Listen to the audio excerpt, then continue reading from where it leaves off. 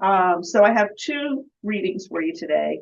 The first one is from a book, Dream Big, Stay Positive, and Believe in Yourself. And it says, when you need inspiration, ask yourself, if money were no object, what would I do all day? If I could be anyone for a week, who would it be? What conversation topic can I get lost in for hours? If I walk into a bookstore, which section am I drawn to? What do I love to spend time with and why? If you ask my partner or mother or best friend what I'm best at doing, what would they say? Who was I as a kid? What do people come to me for? What do I feel least insecure about? What's pure and simple fun for me? If I had to write a book, what would it be about? There is nothing more important than becoming who you are and here to be, who you are here to be. With the distractions of daily life, we often do not take time to look within and understand who it is that we really are. The time and courage taken to give life to the real you is your only true obligation to yourself. When we live an inspired life, we live a joyful life. It is impossible not to. When we become who we really are, our life can transform, and the results are often bigger than we imagine, bigger than us. We have more confidence, we create more abundance, our connection to the world is solidified, and the legacy, the ripple effect of us living a life we love has an endless contribution on the lives of others. What is more important than that? That was by Susie Moore. The next reading I have is by Rachel Marie Martin. Take time.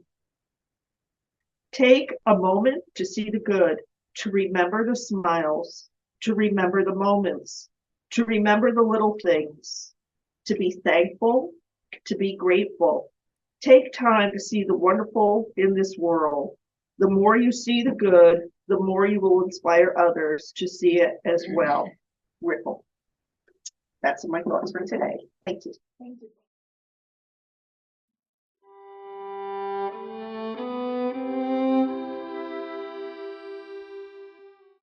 It's very appropriate that this song from Cat Stevens, which I happen to love and always, appreciated it, the words, the lyrics. There was just something about when we were growing up and these artists came into our lives, how they made such strong impressions on us, whether it was the words, the music, whether it was a combination. When you're in your youth and you're in your teens and your 20s and you're listening to this music, and it's, like we said, inspirational, and it also, at this stage of our life, because there are some that are older and younger here, but at this stage of our life, it takes us back. I was very kind the way I said that. It takes us back to a time that felt carefree, where even though we had worries, our worries and our concerns were smaller than they are now. Now it involves a lot of different issues in our lives, and if you're married, if you have children, if you have friends, families, parents that you're taking care of, these are all things that as we grow older and we're responsible for, they're responsibilities that we do lovingly, but we can feel the intensity of it. Where when you were younger, a lot of what your parents did for your grandparents went over your head.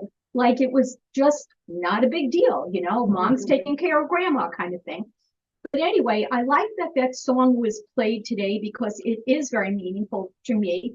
And I've gone through my younger years, met Ken when I was going on 18 years of age, and we've been together almost 50 years. And those songs are a part of our growing up life together. So, impactful is what I want to say, which brings me to what I wanted to talk to you about today. If for those of you who were on the Zoom service last week, which was very lovely. It worked out lovely, even though we all would like to be here in person and have our Zoom people, face to face with us. It is what it is. And so it was done very, very well. But that day, and usually Barbara hears the same songs I do, so I'm looking to her for her shaking of her head. The song that was played, one of the songs was One Moment in Time by Whitney Houston. But it was sung by someone else named Dana. I believe her name is Winner, and she's a Belgian singer. And I looked her up, and she's way up there in that area of the world and other places as far as her abilities. But she sang this song beautifully. I love Whitney Houston singing it when she sang it, but this was also, it just grabbed me. It really did. And I thought about how, again, over my lifetime, you listen to songs and you're in parties and you're hearing this and you're having a great time and everything. And sometimes you don't always listen. You listen, but you don't always know the lyrics. You don't always understand the meaning of these songs, because right at that point of life, you're just going, oh, that has a great sound to it.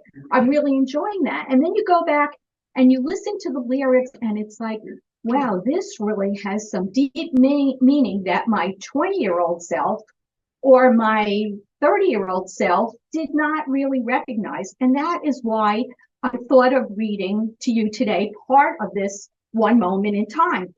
You probably all know it. I mean, it's a Whitney Houston. I think it's from the 90s, if I'm correct, right? When it was very popular, so 30 some odd years ago, whatever the case may be. But if you'll let me, I'm just going to read a little bit of it. I promise I won't sing it to you because nobody would want that. But certainly listening to the words, and I'm just going to abridge it because, of course, there is a lot to it. But it says, each day I live, I want to be a day to give the best of me. I'm only one, but not alone. My finest day is yet unknown. I broke my heart, poured every gain. To taste the sweet, I face the pain. I rise and fall, yet through it all, this much remains. I want one moment in time when I'm more than I thought I could be, when all of my dreams are a heartbeat away and the answers are all up to me. Give me one moment in time when I'm racing with destiny. Then in that one moment of time, I will feel eternity. It goes on, obviously, there's more lyrics to it, but I've lived to be the very best. I want it all, no time for less. I've laid the plans, now lay the chance here in my hands. I love that part. I really do. Small little sense, but now lay the chance. And then it repeats, give me one moment in time. And it talks, you're a winner for a lifetime. If you seize that one moment in time, make it shine.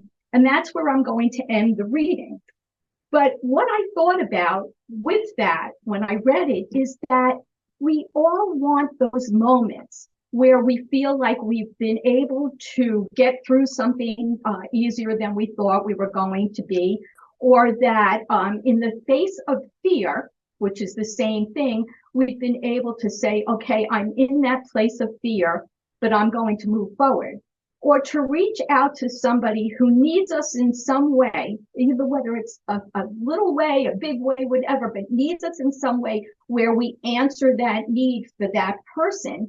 And I think when I read this, that's what it brings to me. At every age, we just want to feel that we are special in our own way, that we are giving the best that we can to ourselves and to others, and that we're successful in whatever way success means to you, that we're successful. Because without that, and I don't want it to sound like I'm being pessimistic, because I know sometimes my family thinks I can be, but life becomes very, very, I hear the words in my head as my father or mother might use the word humdrum, which is an older word. But life can become very humdrum. For those of you who are working, it's the monotony of working, but knowing that it's something you have to do to achieve the next steps of what you need and want in your life. For those of us who aren't working, you think, oh, that would be really, really wonderful. But it's also humdrum because even though you can do whatever you want, you tend to do the same things all the time. And you know that's true, right? I mean, we fall into our comfort zones and we do the same things day after day after day, even though sometimes I say, gee, I think I'm going to do this, this, and this. And then I go, no, I don't need to do that. So life becomes very, very planned in its own way. No matter what you do, life is very, very planned. And with this one moment of time, if we feel that extraordinary feeling of doing something either very, very different for ourselves, different for someone else. I know for me, sometimes, Ken and I are pretty much doing things together because we're retired, together. And so every once in a while, it might be where, I decided to go to a movie by myself. And, he wasn't interested in doing that. And it's like, I did that. And I'm sitting there enjoying this movie by myself. I know that sounds simplistic to some of you, but it's those one moments where you do something different and you walk away going, I'm so glad I did that for myself. Or I remember a couple of years ago when Ken went back to Florida and there was a show playing, a little Christmas pageant show playing in, I think it was the Heritage, which is in Hohokus. And I wanted to go so badly, and I asked so many people, and nobody wanted to go. And I went by myself, and I'm like, yeah, I'm okay with going by myself. But I came away from that saying I was stimulated by this. And for that moment, I was so glad that I didn't not do it because other people weren't going to do it with me. So again, I hope I'm not talking in circles for you, but this song brings to me that we still need to know that the things that we do can make us feel uplifted. It can make us feel inspired and uplifted. It can make us feel proud that we were able to do this for someone or for ourselves. I think there's so many things that living in the moment, which I'm not a big one for living in the moment. I totally can live in the past or project, if this is ever going to happen or that is ever going to happen. But I can see how living in that one moment of something being making you feel just different, making you feel better, can really last. As far as your consciousness and unconsciousness, you can feel it lasting with you for a while. It may be as simple as, again, sometimes you go into a store, and I've heard Barbara and Leslie talk about this, and there's somebody there and they're waiting in line, and you kind of go, okay, they've got children, and I've done this. They've got children with them, and they're struggling as kids are pulling away, and you give them that opportunity to go before you. And so they can rush out of that store with those kids that are just giving them an what would be up and down for the moment. And you feel good about yourself for that moment in time. You feel good about what you were able to create that person, even if it got them one step closer to being out the door. It was the fact that you understood what they needed and you put yourself in their position and made a difference in their life at that point. So these one moments in time are significant for all of us. And I'm sure sitting here, you can think of the times where you did something and all of a sudden you went, oh, wow, that was well worth it. Whether it was for somebody else or something that you took on yourself. Because as we read this song and the lyrics to it, it's really telling us that when she says, when I'm racing with destiny, then it's that one moment in time I will be free. And that's true. That's really, really true. It's like doing something that just makes you feel that the things that are binding you, whether they are people, whether they are situations in your life, whether they are your own mind getting in the way of things. I'm a big one on that, letting my mind get in the way of feeling loose and free and happy and carefree. I can project, and I'm speaking for myself, but I'm sure I'm speaking for others. I can project the worst scenarios for weeks down the road. Ken and I are leaving tomorrow to go back to Florida, and I will miss you all, and I will see you on Zoom. But of course, it's nothing like being with you here. But I can already project things in advance of, this might be not something I might not like, or that's my nature. thank God I've got somebody who balances out, who's not like that at all, because as you see, not feeling well today, he's still going, I'm getting on the road tomorrow. And I sit here going, you know what?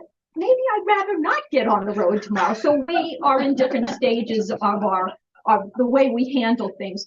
But you're always grateful when you have people in your life that see things differently than you see things.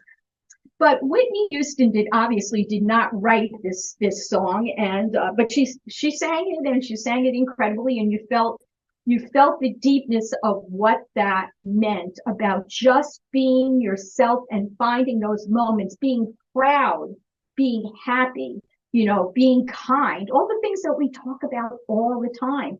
Because while we're on this earth, you just get to the point of you realize when you're not being the kindest person you can be.